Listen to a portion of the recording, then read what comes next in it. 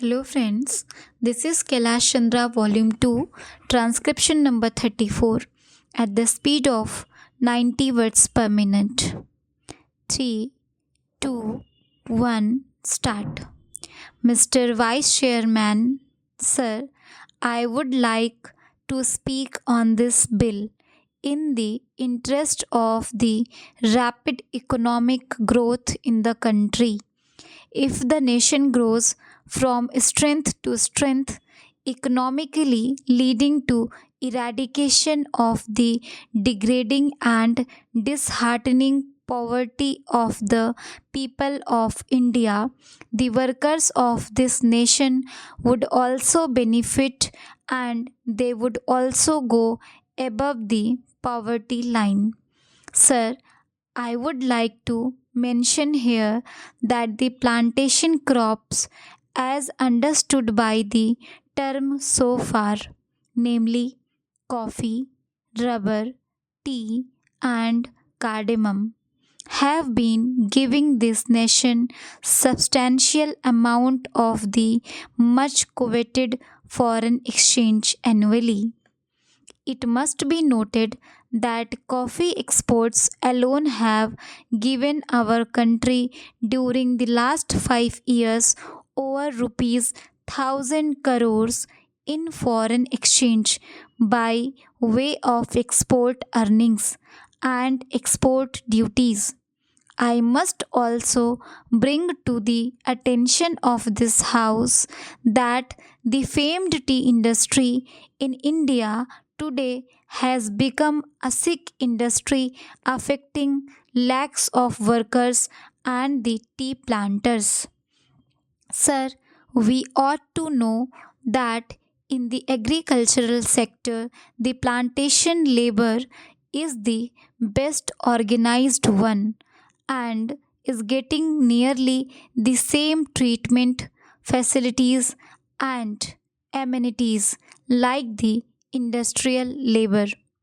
Sir, coming from a plantation district of Karnataka, I sincerely agree that the welfare measures provided in the Act must be faithfully implemented and strictly enforced.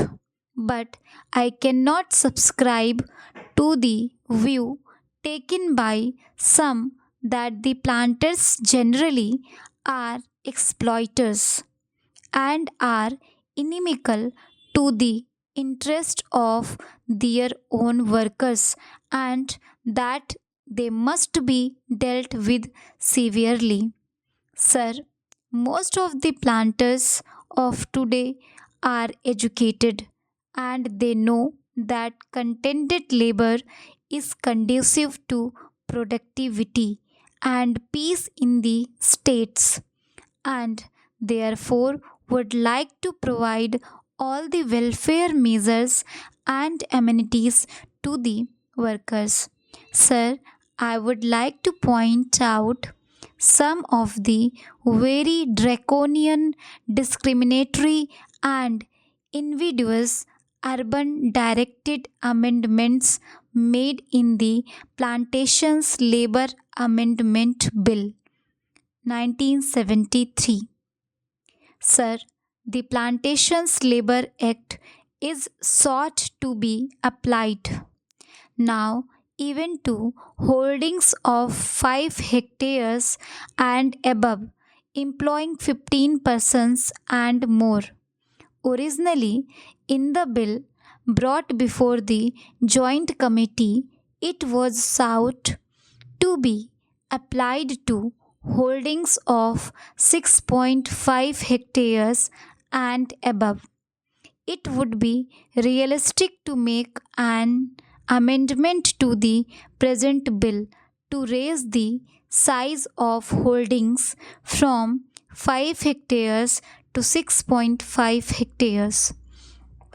Sir, we must bear in mind the economic viability of small plantations of 5 hectares and the financial capacity of the small planters to fulfill the obligations cast on them to provide housing and कृषि facilities.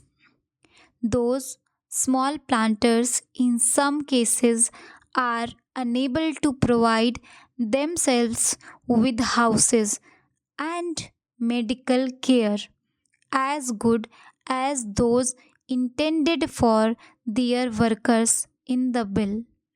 I am sure that good many small holdings will go into the liquidation, unable to bear the burden when the prices fall, as in the case of tea today. I would emphatically say that Clause 13 is not only draconian but discriminatory, and it is most harsh and killing to the farming community of India, whose hands feed and clothe the people, poor and rich. Sir, I strongly feel that the punishment with both compulsory fine and imprisonment is too severe for violation of a welfare legislation covered by the Act. For economic reasons and financial incapacity, the debt ridden employer, particularly a smallholder, may be unable to discharge the obligations such as providing type design, houses, creches, medical facilities, etc. In such cases, there is no point in sending the landholder to jail and collecting a fine from him for every day of default. The relevant provisions in the bill are made more stringent than the Factories Act, under which, in the case of a further offence, the court is given the discretion to punish the defaulting employer. But in the proposed amendment, the word used is shall instead of may, which makes it mandatory on the court to impose imprisonment as well as these provisions are too harsh and discriminatory, particularly in view of the fact that the bill seeks to bring in farms of 5 hectares which are in the nature of peasant holdings under the scope of the Act. Sir, I would like to ask the government of the people, for the people, and by the people, in the name of the farmers of India, why it wants to treat a farmer as a criminal and to be imprisoned for such an offense, while it does not do so for a factory owner of a city. By making this comparison, I do not mean that a provision should be made in the relevant Factories Act to make the sentence of imprisonment compulsory for similar offences.